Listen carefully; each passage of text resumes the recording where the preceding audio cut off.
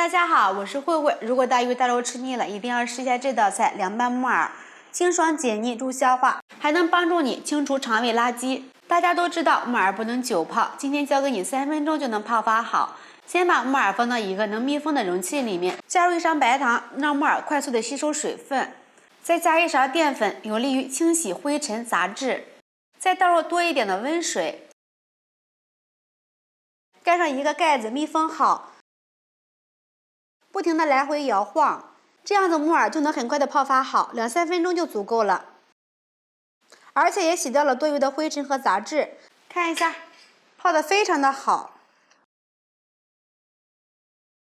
再加入适量的清水，稍微给它抓洗几下就可以了。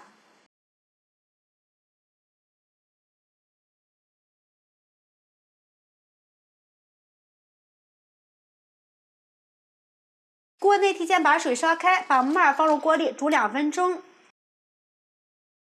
煮好之后，给它控水捞出。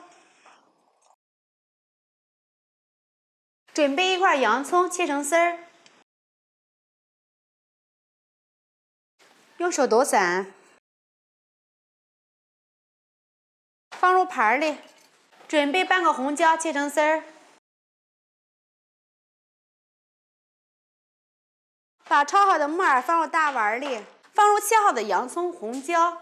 下面我们来调个味儿，倒入适量的盐，1勺白糖提鲜，2勺味极鲜，2勺米醋，来一点小磨香油，再来1勺秘制辣椒油，用手抓拌均匀。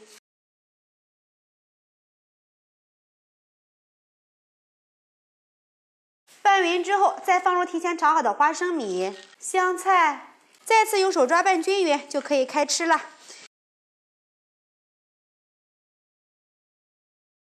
摆入盘里就可以开吃了。现在光闻着味道就超级的香啊！一道非常简单又好吃的凉拌木耳就做好了。这样子做清脆爽口，简单又营养，建议每周给家人做1次。喜欢的朋友们就赶紧试一下吧。喜欢慧慧的视频，记得点击关注、转发哟！拜拜。